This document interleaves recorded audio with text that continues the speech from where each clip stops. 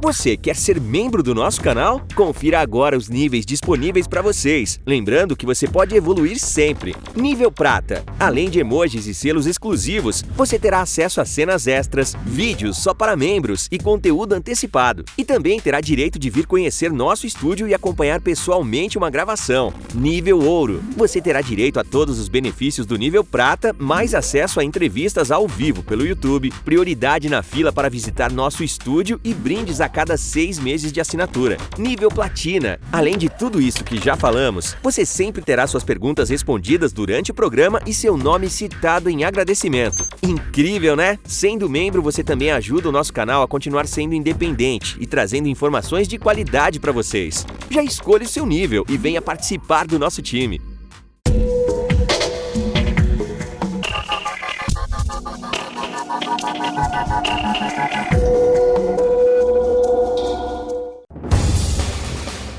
Observatório da Discriminação Racial no Futebol.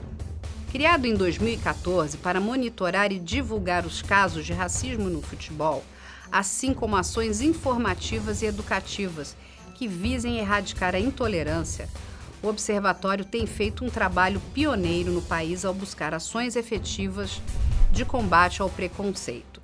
Venha entender melhor essa história.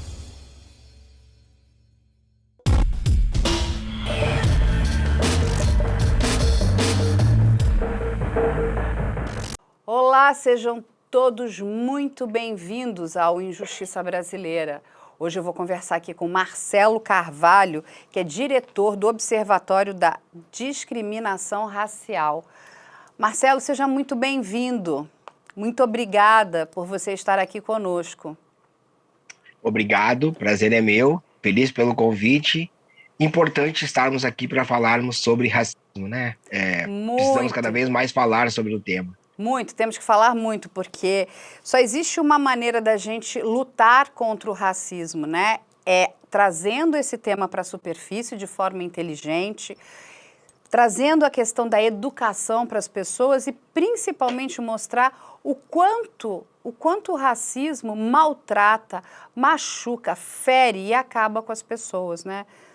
Porque o racismo, ele coloca a gente numa posição quase que desumana, né? Por que a gente trata o outro de forma diferente?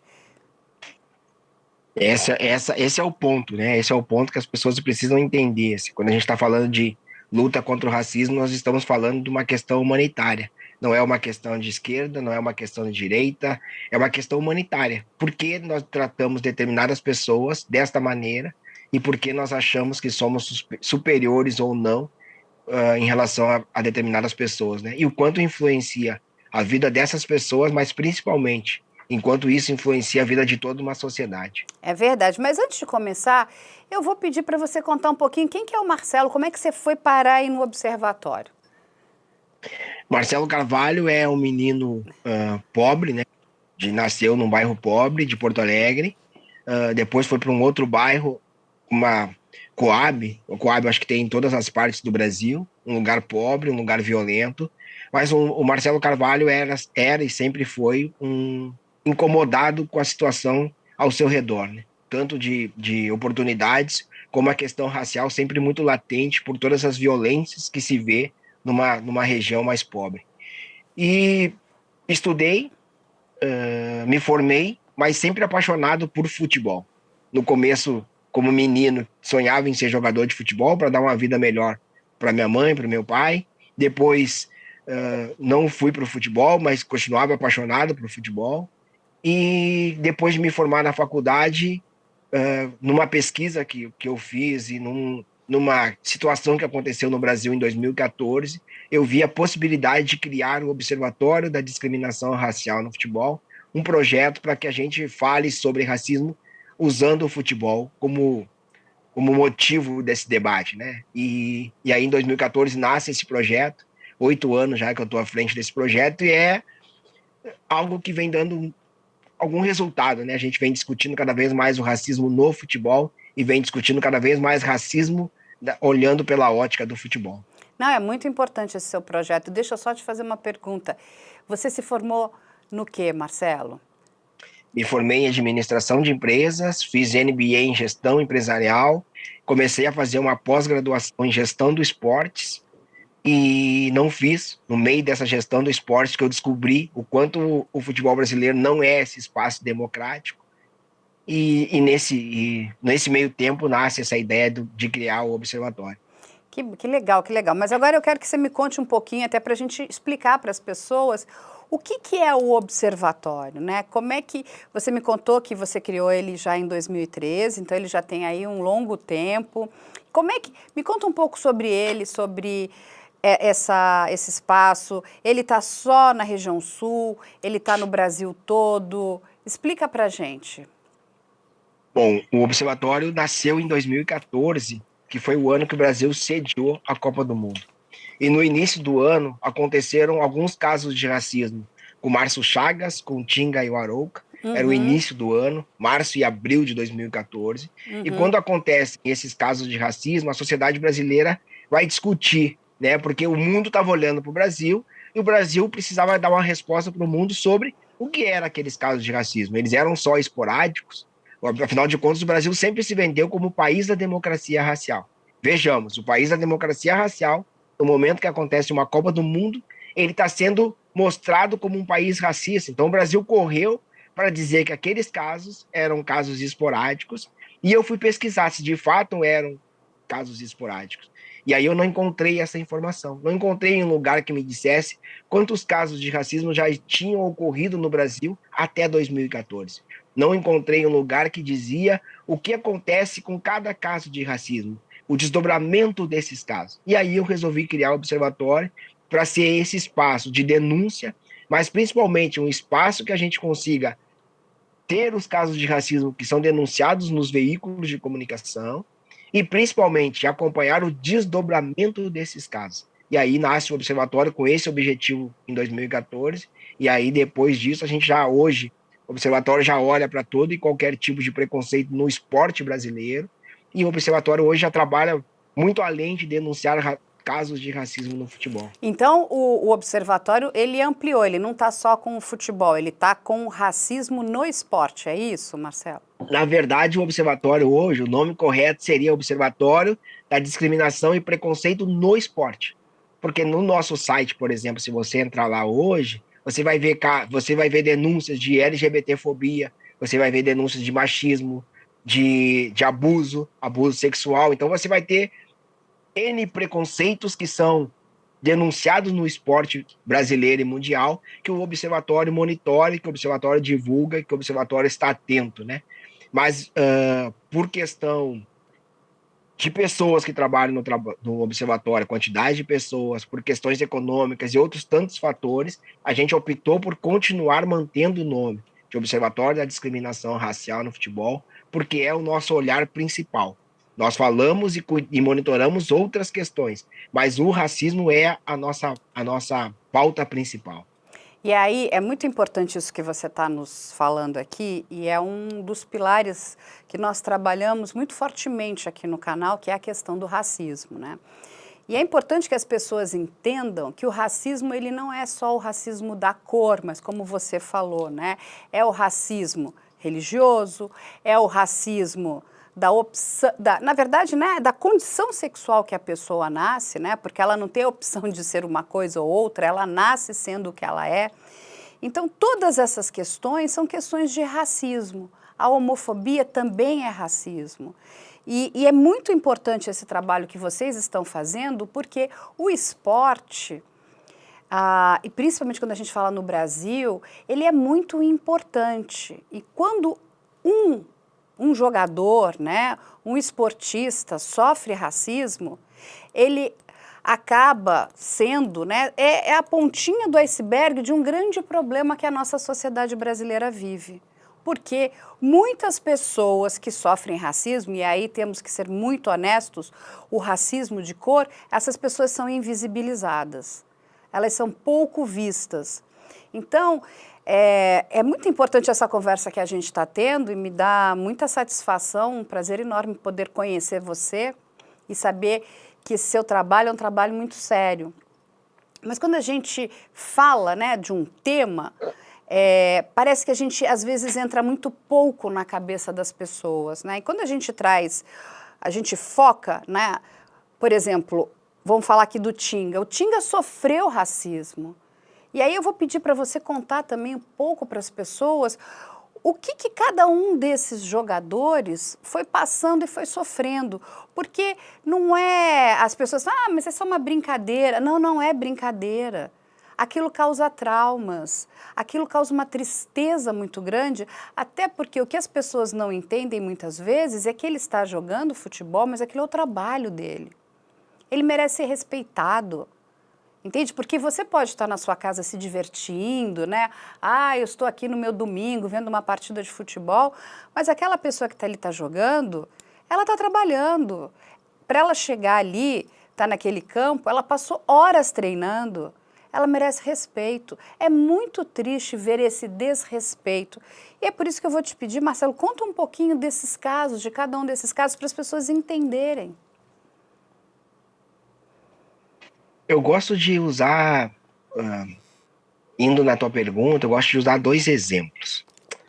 Uma das primeiras palestras num dos primeiros eventos que eu fui pelo Observatório, estava nesse evento o Volmir Louruz, que foi um ex-jogador de futebol e depois virou um ex-treinador, inclusive campeão da Copa do Brasil pelo Juventude, um clube aqui da Serra do Rio Grande do Sul, onde os casos de racismo são muito denunciados. E nesse evento, perguntaram para o Volmir Louruz quantas vezes ele tinha sofrido racismo na vida e o que o racismo tinha impedido ele dentro da profissão. E aí ele disse que nunca tinha passado por uma situação de racismo e que o racismo não tinha impedido ele de nada. Afinal de contas, ele era um treinador vitorioso, né? O evento prosseguiu, as pessoas foram relatando o que é o racismo, né? Que é muito além do insulto e do xingamento. Ao final do evento, ele pediu a palavra e ele disse: estando aqui com vocês, eu consegui aprender e consegui entender que o racismo é muito além daquilo que eu imaginava que fosse racismo. Eu tenho certeza que eu passei por muitas situações de racismo e que o racismo me impediu de muita coisa na vida. Mas eu só fui descobrir agora que eu tive a oportunidade de conversar sobre o tema. Antes disso, eu nunca tinha parado para ouvir sobre racismo e como o racismo atravessa a vida das pessoas. Esse é o primeiro exemplo. O segundo exemplo são ex-jogadores que eu tive a oportunidade de conhecer depois do trabalho do Observatório, e a maioria desses ex-jogadores negros me dizem a mesma coisa. Por que na época que eu era jogador, eu não denunciei os casos de racismo que eu sofri?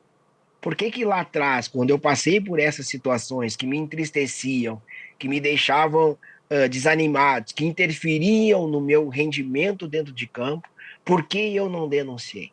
Então, para esses jogadores, eu sempre disse, naquele momento que você viveu o futebol, que você era jogador, não existia o que existe hoje. Não existia esse debate que existe hoje. Não existia a pauta ser tão debatida como ela é debatida hoje. Hoje, se um jogador de futebol denuncia racismo dentro de campo ou fora de campo, a imprensa vai ouvir esse jogador. As pessoas vão estar mais atentas para entender o que esse jogador está dizendo. Há 10 anos atrás, isso não ocorria. Então, é mais fácil, não que hoje seja fácil, e não que hoje as coisas estejam melhores, mas hoje é um pouco mais fácil de denunciar racismo do que há 10 anos atrás. Esse eu acho que são os 2 exemplos que sintetizam muito o momento que a gente está vivendo e como o racismo interfere na vida das pessoas. Interfere na vida das pessoas ao ponto de nós ficarmos praticamente 50 anos sem termos goleiros negros nos grandes clubes de futebol do Brasil, porque lá em 1950 o Brasil perdeu uma Copa do Mundo e essa derrota foi atribuída a uma falha do Barbosa, e depois disso todo mundo repetiu dizendo que goleiros negros davam azar, que goleiros negros não eram confiáveis. Então nós ficamos 50 anos praticamente sem ter goleiros negros nos grandes clubes e na seleção brasileira. Inclusive o Jefferson, goleiro do Botafogo, um dos grandes goleiros do Brasil, deixou de ser convocado por um treinador por ser negro. E esse treinador, anos depois, relata isso para o Jefferson. Jefferson, eu não te levei para a seleção brasileira porque um dirigente da CBF pediu para que eu não te convocasse, porque goleiros negros davam azar, porque goleiros negros falham. Então a gente precisa entender todo esse cenário para que a gente entenda o quanto o racismo está presente dentro da vida das pessoas e dentro do futebol brasileiro. E que a gente entenda que se alguém ainda acha que é só ignorar o insulto, que é só ignorar o xingamento, não é só ignorar. É uma violência que as pessoas sofrem desde pequeno. E que muitas vezes, naquele momento que tu ouve um grito, durante a prática do seu trabalho, como você bem disse, o jogador de futebol está praticando o trabalho, ele não está praticando lazer, ele não está brincando, ele está trabalhando, eles deveriam ser respeitados e protegidos. E isso, muitas vezes, desperta esse gatilho de tantas outras ofensas que ele sofreu ao longo da vida, e aí o jogador de futebol vai denunciar de forma mais veemente, ele vai ter o rendimento dele afetado dentro de campo. Então é isso que a gente precisa entender quando nós estamos falando de jogadores negros que passam pelo racismo dentro e fora de campo. Já conhece a loja do canal Operação Policial? O único lugar onde você encontra os produtos oficiais com as marcas das nossas séries. Temos canecas, cadernos de diferentes tipos e tamanhos, canetas e muito mais. Não vai esperar para começar a sua coleção, vai? É muito triste isso tudo, né, que você relata, Marcelo. E eu vou te fazer uma pergunta aqui. É uma pergunta, eu acho que é bem difícil. Você que tem, né, convive muito dentro desse universo do futebol e do esporte. Conta uma coisa pra gente. Você acha que um jogador branco, ele vai ter mais chances do que um jogador negro nos dias de hoje? Ou alguma coisa já mudou em relação a isso? A cor da pele, ela ainda vai influenciar? Hoje, em 2022, um jogador não é avaliado dentro de campo pela sua cor. Isso nós estamos falando de modo geral, tá? Porque ainda existe essa lenda urbana de que goleiros negros não podem estar nos grandes clubes, que eles vão falhar, que eles não são confiáveis. Então, um goleiro negro ele precisa superar 2 vezes os obstáculos para estar num grande clube. É um pânico moral, né? É um pânico moral, porque desde pequeno ele vai ouvir alguém dizendo, cara, goleiro não, porque goleiro negro não dá. Então isso ele vai ouvir desde cedo. Então esse é o primeiro ponto. A gente tem algumas observações, né, no sentido de, tem algumas posições que nós não temos jogadores negros. Quando você fala de jogador negro, dificilmente você vai atribuir a esse jogador negro a questão de cerebral, a questão de organização, a questão de ser o centro técnico e de referência desse clube de futebol em termos psicológicos. Você vai dizer que jogadores negros são bons porque eles têm força, eles têm velocidade. Você vai dizer que jogadores negros são bons dentro de campo, mas que fora de campo eles precisam ser vigiados, porque muitas vezes eles não sabem se comportar fora de campo, ou porque eles bebem, ou porque eles são mulherengos. Então você começa a atribuir a essa pessoa negra diversos fatores, intracampo e extracampo, que podem interferir no rendimento desse jogador. Mas você não vai ter, por exemplo, alguém dizendo que, olha, não, eu não quero esse jogador aqui porque ele é negro. Mas você vai conviver com isso o tempo inteiro, porque a cor da pessoa está sempre na frente do olhar de quem está fazendo o recrutamento e seleção. Mas vejamos, daqui a alguns anos, nós vamos sentir um reflexo de algo que a gente está vivendo agora. No Brasil, nós estamos deixando de ter campos de várzea.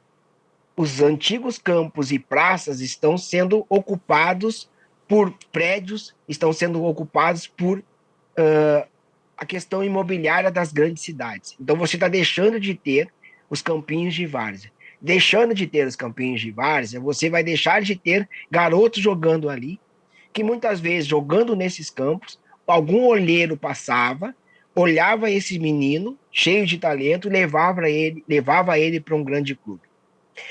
O futebol brasileiro hoje está sendo montado, pensado, né, dentro de academias. Então, como você não tem mais os campos de várzea, esses meninos estão tendo que jogar em lugares que eles precisam pagar para jogar. Então você vai estar dizendo aí que se eu não tiver dinheiro, dificilmente eu vou conseguir estar praticando futebol para que um olheiro me veja.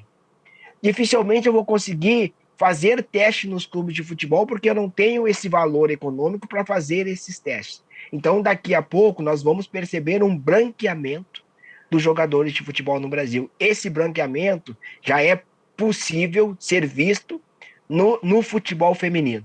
O futebol feminino, a seleção brasileira que chega, as primeiras seleções brasileiras que são vistas, são seleções brasileiras com muitas mulheres negras. Se nós olharmos a seleção brasileira atualmente, não temos mais tantas mulheres negras. Nós estamos correndo o risco do futebol masculino também ir por esse caminho. Inclusive, uma das referências negras quando se fala de racismo no Brasil, Sueli Carneiro, no seu entendimento, já acha que o futebol brasileiro já embranqueceu. E aí, mas aí que você está falando é mais sério ainda. O futebol ele está se elitizando, é isso?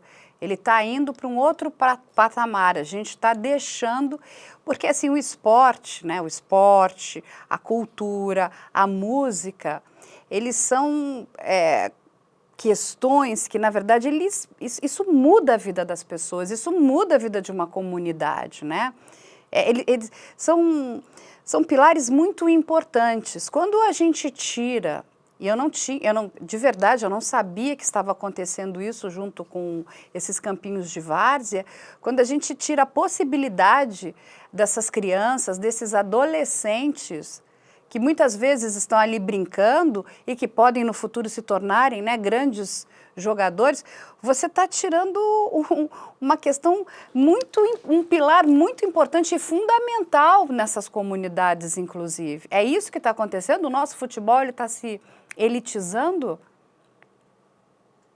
O nosso futebol ele está voltando a se elitizar, né? A gente precisa fazer um pequeno recorte aqui, que o futebol chega no Brasil como um esporte elitista e classista, né? Então, assim, os jogadores negros eram proibidos de praticar futebol quando o futebol chega no Brasil. O futebol inglês chega no Brasil, né? E aí depois os jogadores negros começam a entrar nos grandes clubes, o futebol passa a ser profissional, os jogadores negros vão praticar e estar dentro dos maiores clubes de futebol, e as pessoas negras vão estar nas arquibancadas dos grandes estádios, né? Porque a gente construiu grandes estádios lá pela década de 50, 70.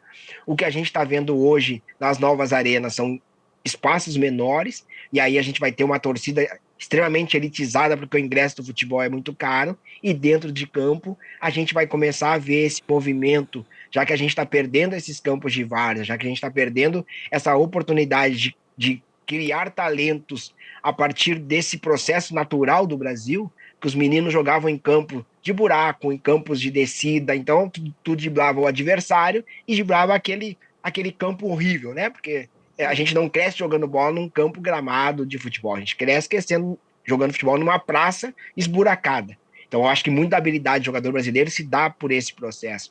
E o que a gente está vendo hoje são que a gente está deixando de ter esses campos de várzea, e aí esses meninos estão procurando escolinhas que você precisa pagar, que você precisa estar ali dentro. E aí quem consegue pagar? Essa é a questão que eu levantei, né? Quem consegue pagar para estar numa escolinha de futebol? Quem consegue pagar para ter a oportunidade de fazer teste nos grandes clubes de futebol? Então, eu digo que o futebol está voltando a ser aquele espaço racista e elitista do início do século. E é muito triste, né? Porque quando a gente para pensar, né? As crianças não têm, enfim, a gente tem um número muito grande de crianças que não têm comida, né? Como é que vão ter dinheiro, né, para poder pagar essas academias? Então, isso é uma questão muito séria, né? E a gente vê isso aqui também em São Paulo, essa especulação imobiliária, né, que ela vem se ampliando. Então, daqui a pouco você derruba uma praça que era tão importante, né? Nós precisamos desses espaços, inclusive, porque são espaços de convivência, né? São espaços importantes dentro desses centros urbanos. E aí, quando você está falando dos campinhos de várzea, eles são muito importantes, porque não é só o jogo, é a convivência dessas crianças, né? Que estão na brincadeira, no esporte, né? O esporte ele é transformador. É muito triste esse seu relato, esse ponto que você levantou. Mas eu vou te fazer uma pergunta aqui, Marcelo. O que vocês estão fazendo no observatório para alertar né? O poder público, a sociedade, porque isso é um ponto muito importante. Eu não sei se as pessoas elas têm essa consciência do que está acontecendo. Um outro ponto que você falou, que a gente também vale ressaltar, né, antes de responder a tua pergunta, é que além das praças estarem diminuindo a quantidade de praças, de espaços públicos, a gente também está vendo a privatização desses parques, né? Há um tempo atrás eu vi um gestor dizendo que ele ia fechar um parque e ia colocar o preço para entrar no parque a R$ 5. E aí alguém disse para ele, mas R$ 5 para entrar no parque, tem pessoas que não têm. E aí ele disse, como assim tem pessoas que não têm? Se não tem, é melhor não sair de casa. Então, essa pessoa está extremamente deslocada da realidade brasileira. Porque ele precisa entender que muitas vezes as pessoas não têm dinheiro nem da passagem para chegar no parque, quanto menos para pagar R$ 5. Então as pessoas vão ao parque só com o dinheiro da ida, ou só com o dinheiro da volta, ou fazem um esforço para ir no parque, levam de casa sua bebida, sua comida, e que R$ 5 para uma família de 4 ou 5 filhos inviabiliza totalmente a ida dessas pessoas ao parque, né? Então a gente precisa entender, esses gestores do Brasil precisam entender que a realidade da população brasileira, na sua maioria, ela é muito mais cruel do que eles imaginam. Não, tem muita gente que não tem R$ 5 para entrar num parque, né? E aí isso que ele coloca é muito perverso, né? É perverso porque é muito, o que você falou, muito elitista, porque é R$ 5 para entrar uma vez no parque. Você imagina se eu quiser ir todos os dias ao parque. Quanto é que eu não vou ter que colocar para ir todos os dias ao parque? Entende? É um espaço público. Se é público, é de todos. É isso. E aí, por isso que eu disse, né? É uma pessoa totalmente deslocada da realidade para não entender que tem pessoas que não têm a passagem para ir no parque, que não tem e que R$ 5 elas não vão ter mesmo para ir no parque, que é um parque público, que deveria estar ali para ser um parque público, para ter um campo de futebol, para ter esquadras de esporte para as crianças praticar esporte, né? Saindo da tua pergunta, mas fazendo uma análise de Brasil, a gente é um país costeado pelo mar.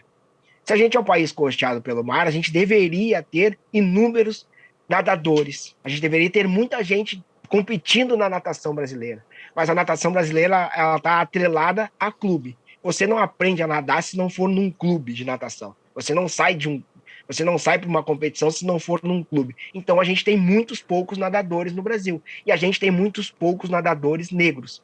Até porque durante muito tempo se atribuiu a possibilidade de um homem negro nadar ou uma mulher negra nadar, a questão de ter uma carga óssea muito pesada, por isso a dificuldade de competir. O que depois biologicamente foi provado que não é uma realidade e que simplesmente, né, nós não temos nadadores negros porque as pessoas precisam pagar para aprender a nadar, precisam pagar para estar num clube de natação. Então, na verdade, não é a estrutura óssea, não é a questão biológica que faz as pessoas negras não estar nesse espaço. Então é mais ou menos esse desenho que a gente precisa entender do esporte, né? Porque nós temos pessoas negras que estão no futebol, que estão no atletismo, que estão em esportes que eu não preciso de investimento caro para praticar.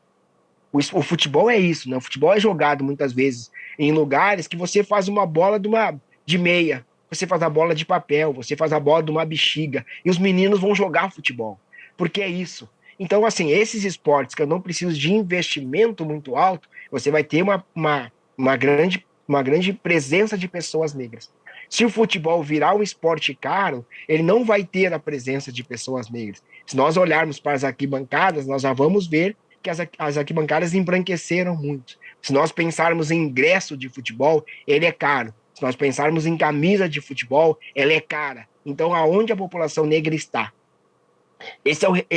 Quando você pergunta o que o Observatório vem fazendo, num primeiro momento, nosso trabalho foi de alertar a sociedade brasileira, e principalmente os clubes, a CBF, as federações, que os casos de racismo no futebol não são casos isolados. Eles acontecem com muita frequência. Bom, a gente já conseguiu esse primeiro objetivo. Qual é o nosso próximo objetivo? Nosso próximo objetivo é mostrar para essas mesmas entidades, para essas mesmas pessoas, que o racismo está muito além do insulto, do xingamento. O fato de nós não termos treinadores negros no futebol brasileiro, né, ou ter uma pequena quantidade. Hoje, se nós pegarmos os clubes de série A e B, nós devemos ter no máximo 3 treinadores negros. Geralmente são 2 treinadores negros por temporada.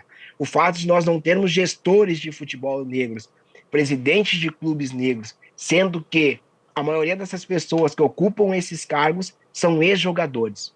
Por que ex-jogadores negros não estão nesses espaços? Essa é a pergunta que o Observatório faz, a resposta a gente já sabe. A resposta é, nós não estamos nesse espaço por conta do racismo. Mas o que a gente precisa é levantar esse debate para que mais pessoas percebam isso e que a gente faça mudanças para que a gente tenha, de fato, pessoas negras nesses espaços. E que a gente não fique repetindo a frase, 2 frases, né, que eu ouço muito, que o futebol é o reflexo da sociedade e que o futebol não tem pessoas negras porque as pessoas não se qualificaram. Eu conheço diversos profissionais negros que se qualificaram e que, na verdade, eles não têm oportunidade, assim como na sociedade. Mas não dá para jogar só a culpa, dizer que é um reflexo da sociedade. A gente precisa fazer a nossa parte. Não, isso é um absurdo, né? É um absurdo você classificar dessa forma.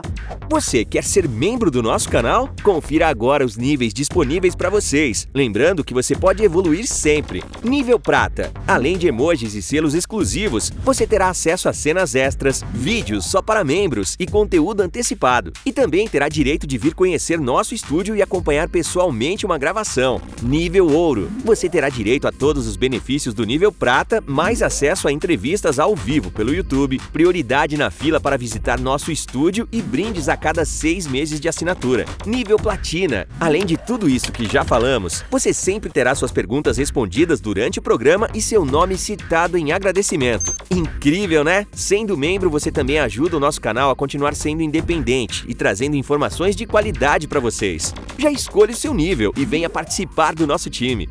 Marcelo, quando a gente pensa no racismo, e não só na questão do futebol, mas no racismo de verdade, né? Eu só consigo enxergar saída, só consigo ver luz no fundo do túnel ali, se isso acontecer através da educação. Porque a gente precisa educar as nossas crianças. A criança não nasce racista. O racismo, ele vem de algum lugar, né? A gente tem que entender que nós somos uma sociedade ainda muito racista. E nós precisamos lutar contra isso, com todas as nossas forças. Mas a gente precisa da ajuda dessa questão da educação. E vocês hoje têm o Observatório, que vem fazendo um trabalho bastante importante, um trabalho de alerta, um trabalho de explicar, um trabalho mostrando o que está acontecendo. Vocês pensam em fazer alguma coisa conjunta? Eu não sei até se já estão fazendo, junto às escolas também. Vocês têm algum projeto? O que vocês estão pensando em fazer?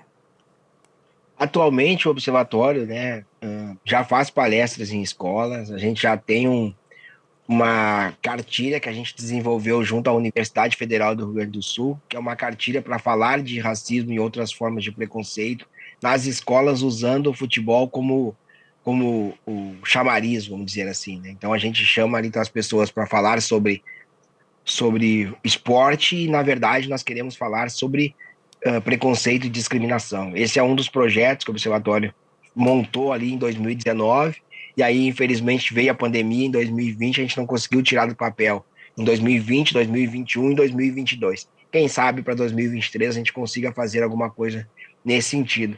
E o Observatório vem tentando, junto aos clubes, que a gente consiga dialogar mais com as categorias de base dos clubes de futebol, né? Eu entendo que o jogador profissional já é mais difícil a gente fazer esse diálogo com ele, mas a gente precisa dialogar muito com as categorias de base, porque dali vão sair os possíveis agressores, né? Os possíveis jogadores que vão cometer racismo, mas dali também vai estar a parcela que vai sofrer racismo. E que esses meninos precisam entender que eles não devem e não podem sofrer racismo em silêncio, que eles precisam se posicionar, tanto quando eles sofrerem racismo, tanto quando eles acharem que eles devem usar as suas redes sociais ou as suas vozes para falar sobre um tema tão caro que é o racismo. Então, o Observatório vem tentando fazer esse diálogo junto aos clubes, junto às federações, junto às escolas, às universidades, para que a gente faça cada vez mais esse debate, principalmente com os nossos jovens.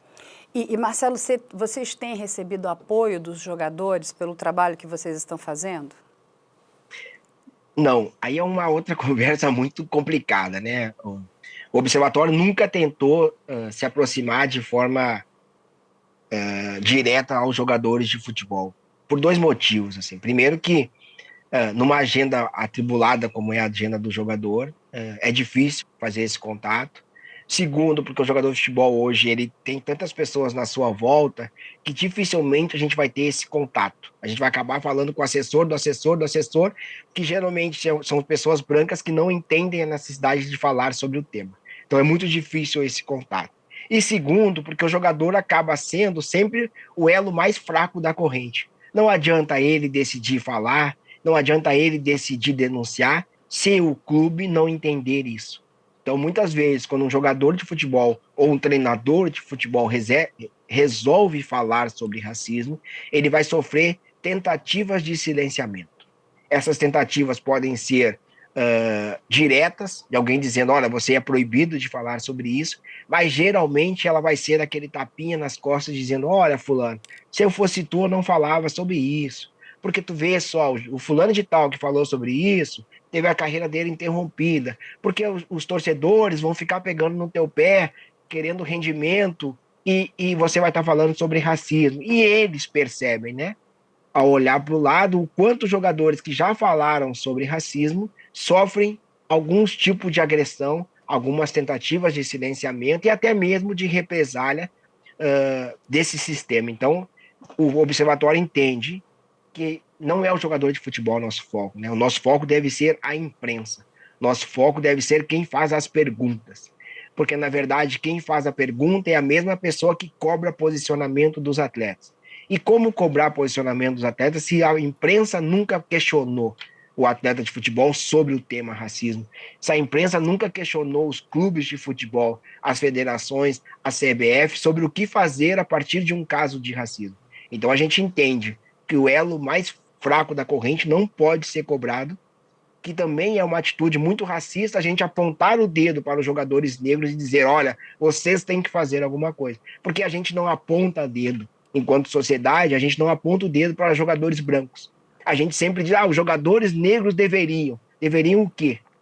Se o racismo não atinge só eles, né? Atinge o jogador branco, que também é amigo desse jogador negro, e que também deveria se posicionar. Então, no nosso entendimento, a gente estaria fazendo essa agressão e a gente não teria condições de dar segurança para os jogadores negros que se posicionarem. Então, a gente vai lá, olha, fulano se posiciona, ele se posiciona, ele é demitido do clube ou ele é afastado do clube, ele é perseguido pela torcida e nós, enquanto observatório, não teremos condições nenhuma de dar amparo para esse jogador. Não, então, o nosso posicionamento... Mas, assim, é importante não que um jogador negro ou um branco, mas que todos os jogadores abraçassem essa causa, né? Abraçassem o trabalho que vocês vêm fazendo, ajudassem a divulgar esse trabalho, porque o trabalho que você faz precisa de muita divulgação, né?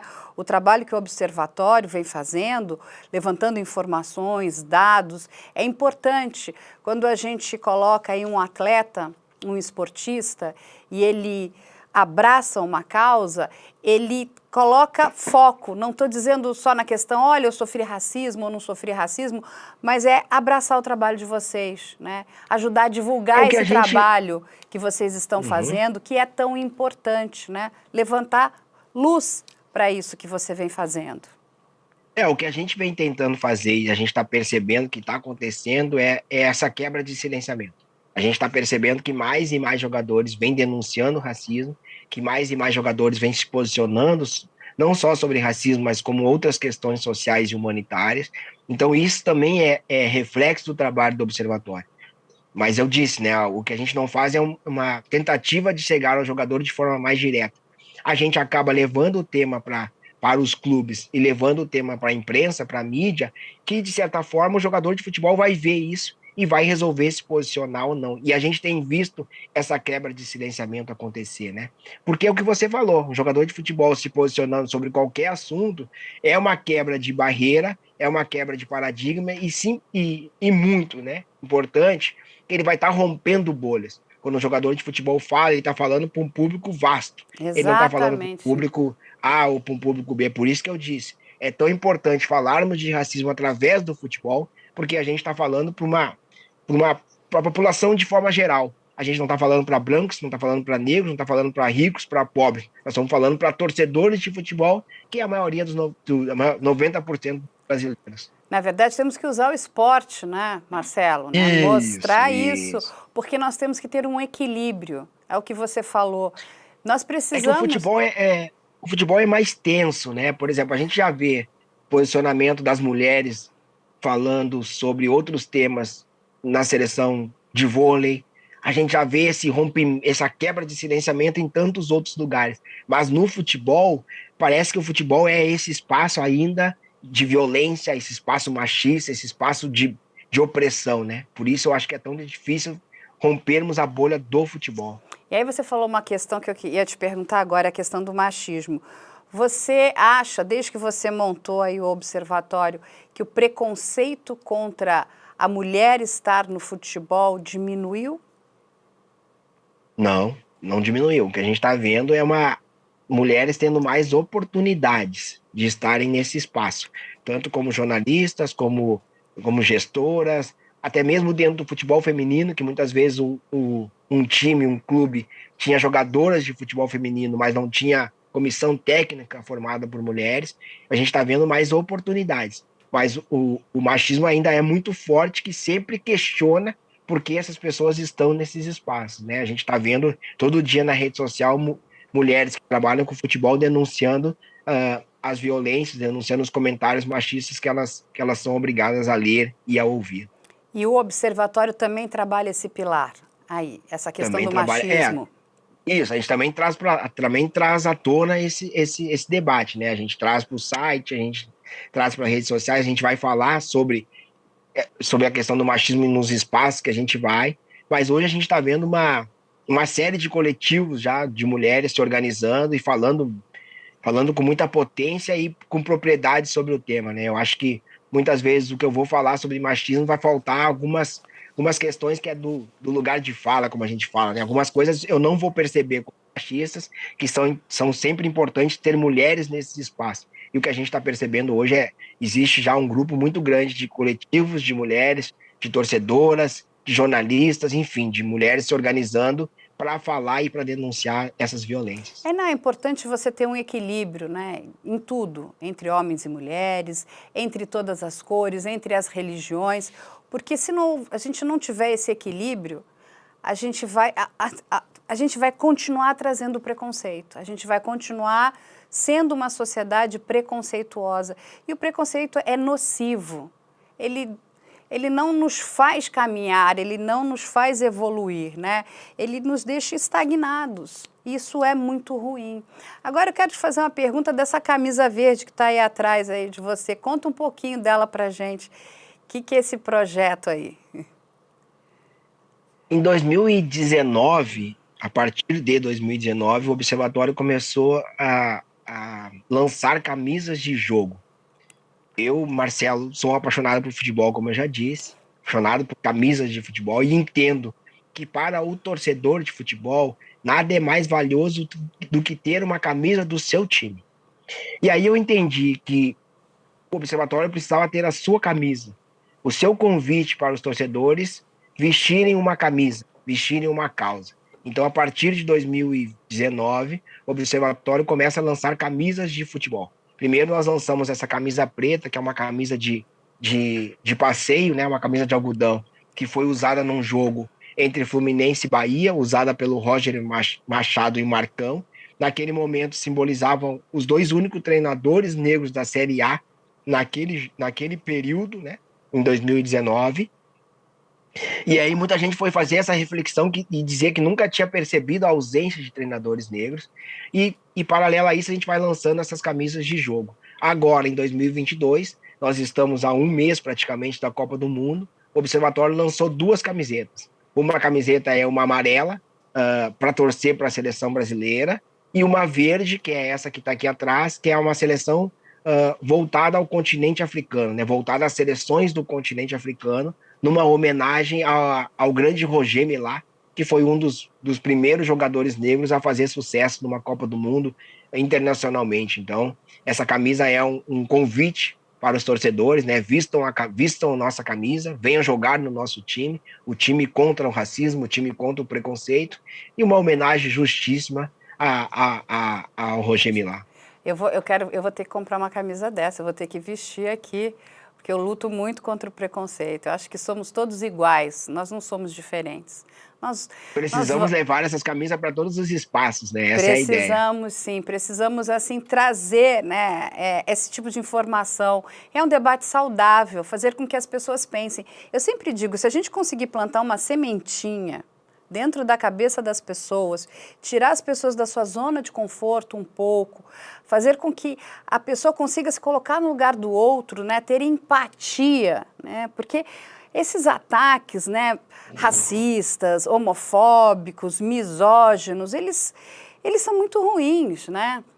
Assim, eu aqui na minha posição como mulher, né, eu posso dizer, né, porque apesar de ser uma mulher forte, sou uma mulher forte, né, eu já senti misoginia, né?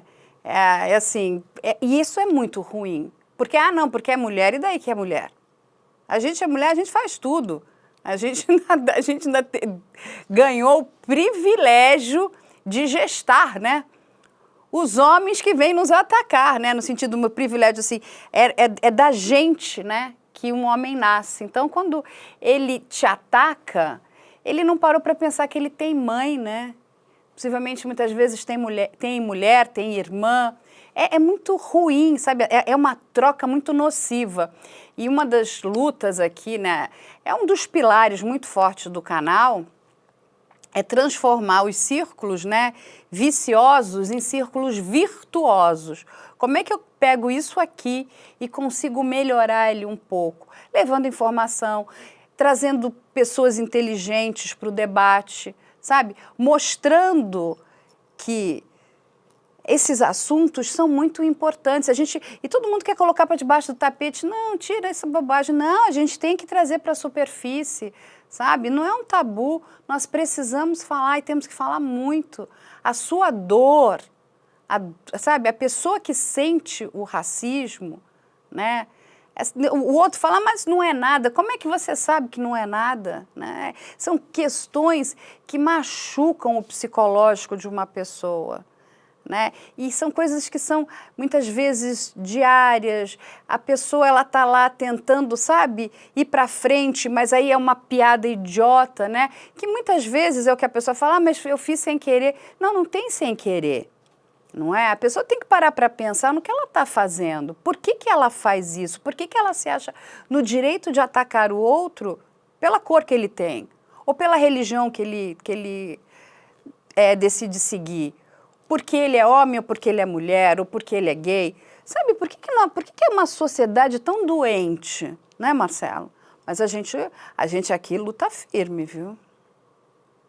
É isso, né? Se a gente vai parar para pensar, a gente está falando, você falou que o Brasil é um país racista, e o Brasil ainda é um país muito preso ao passado. Né? E esse passado é um passado de opressão, é um passado de que pessoas tinham privilégios, né? Então, assim, homens brancos tinham privilégio. É e verdade. aí você está falando do privilégio de ser homem. E aí dizer para uma mulher aonde ela deve estar, como ela deve estar, como ela deve se postar, se vestir. Então você sofre essa violência diariamente. E aí é a mesma coisa para a questão das pessoas negras. Essas pessoas muitas vezes ainda se consideram superiores às pessoas negras e acham que pode determinar aonde as pessoas negras devem ir, se vestir, se comportar, né? Mas parece que a gente está preso lá em 1500, que homens brancos decidiam o futuro do Brasil. Então o Brasil ainda é esse lugar, por mais que a gente esteja em 2022, a gente precisa fazer um recorte também, né? Que o Brasil tem 500 anos, 350 anos com escravidão, né? Então a gente só está há 150 anos sem a escravidão, então muitas pessoas ainda vivem nesse período nas suas cabeças, de se achar superior às pessoas negras, de se acharem superior às pessoas brancas, e expressar isso, né? E muitas vezes é expressar isso em forma de ódio, em forma de violência. Então, essa nossa busca de fazer esse debate é para que as pessoas entendam, né? Que quando a gente está dizendo que todas as pessoas devem ter as mesmas oportunidades, Isso é a questão de somos iguais, né? Mas que a gente consiga entender que a gente está aqui, no fundo, querendo respeito pelas nossas diferenças. Pela diferença de ser negro, pela diferença de ser mulher, pela diferença de ser LGBT. Então, o que a gente está dizendo aqui é queremos oportunidades iguais, queremos equidade, mas somos muito diferentes, né? Cada um tem o seu gosto musical,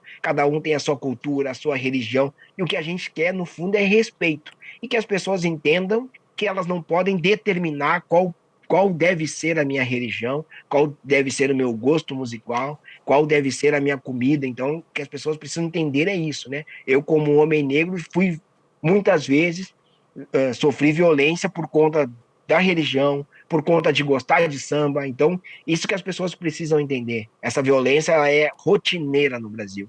E muito porque o Brasil ainda é um país que ainda parece que está retrocedendo, né? Um país muito preso às questões de 1500. É verdade, não. E o preconceito, ele alimenta duas questões muito nocivas na nossa sociedade, que é a violência e o ódio, né? Então, a gente precisa trabalhar assim dioturnamente contra o preconceito, seja ele qual for, porque isso só nos emburrece, né?